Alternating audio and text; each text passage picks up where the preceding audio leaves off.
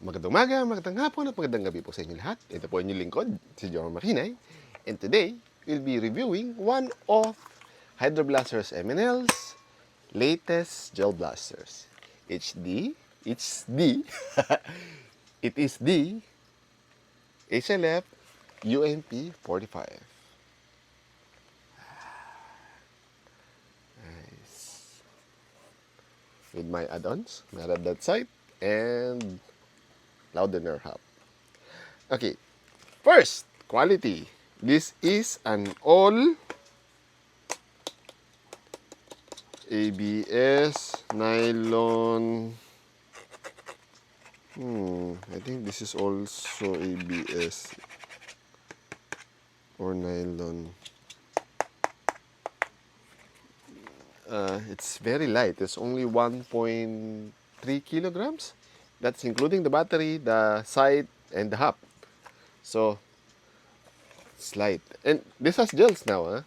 Because I did some testing on the FES. Extremely light. So if you're doing one hand,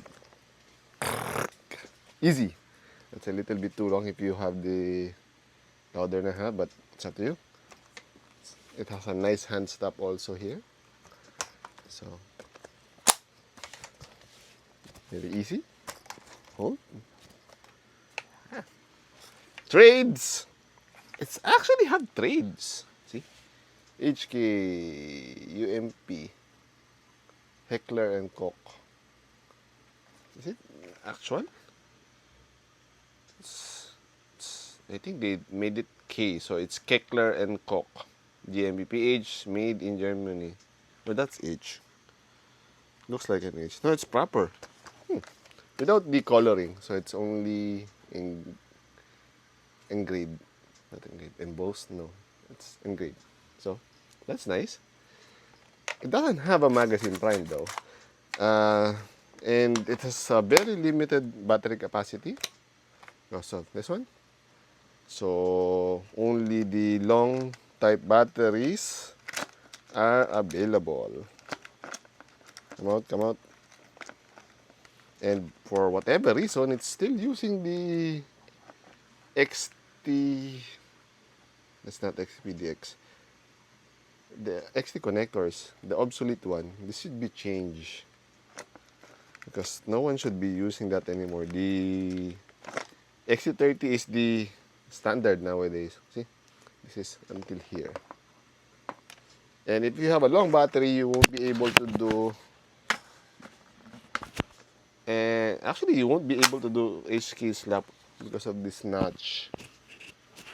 See this.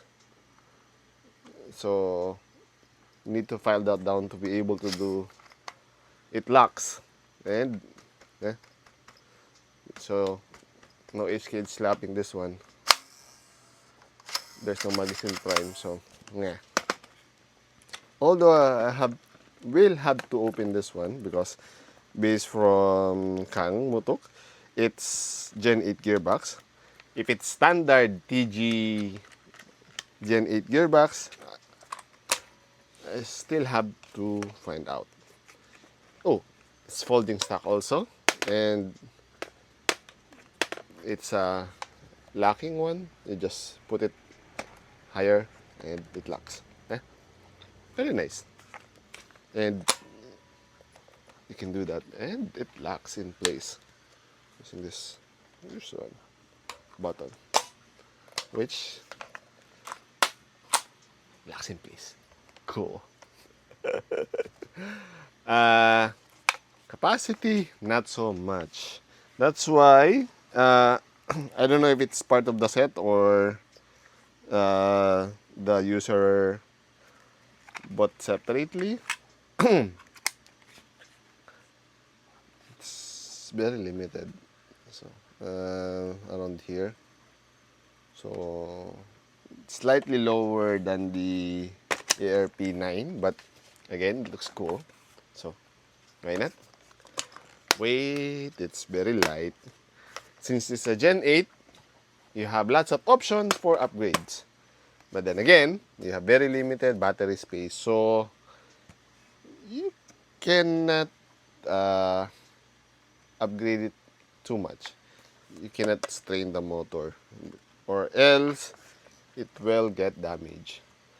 FPS, since it's a long barrel, it's around near 200, around 230 or 220 millimeter barrel. It has a very good FPS, around 220. So it's without a hop up, so very nice. It's fine for most uses, and it's very compact. That's fine. It has tri-rails, Picatinny rails, left, right, bottom, and top. Although it's plastic, so it's very flimsy. See, I would not recommend putting very heavy stuff here. It might snap, so keep that in mind. It has sling mounts on the left side, so for us lefties, not much of an option. But it's cool. Range, price, I forgot. How much is this one? Oh, it's very cheap, around 3,800, and it looks very unique.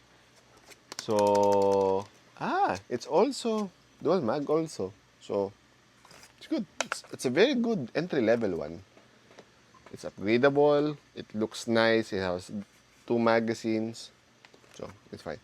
And, that one it's printing is for the thread, because this one doesn't have a thread. So, it's stupid. It's, I think the original one is just a clip-on type. Luckily, this is near the 40 millimeter thread. So, my hop-ups, see, threaded. And there's a inner barrel spacer there. So, it fits this directly. And the outer barrel fits the my internal hop-up. So, fits really well.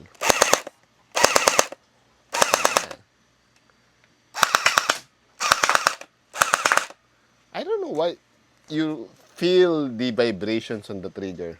I really don't know. I have to find out when I open this one. But, yeah, it's fine. So,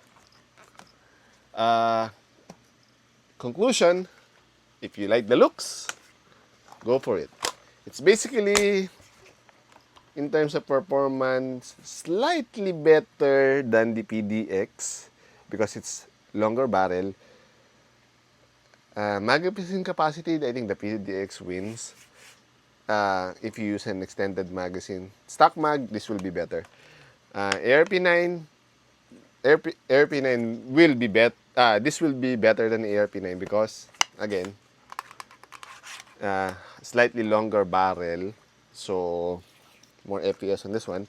Although the ARP9 wins a little bit because of its slightly higher capacitor, but this comes with 2 mags, so it's ready to play for newbies. So, overall, if you like the looks, go for it. It's very unique. And since it's Gen 8, you have parts for upgrade. So, you can slightly make it bigger. I mean, durability upgrades or slightly higher FPSs. Although it's not a quick spring detach, because the gearboxes here, it's not visible. The spring guide is not visible. So, that's more or less it.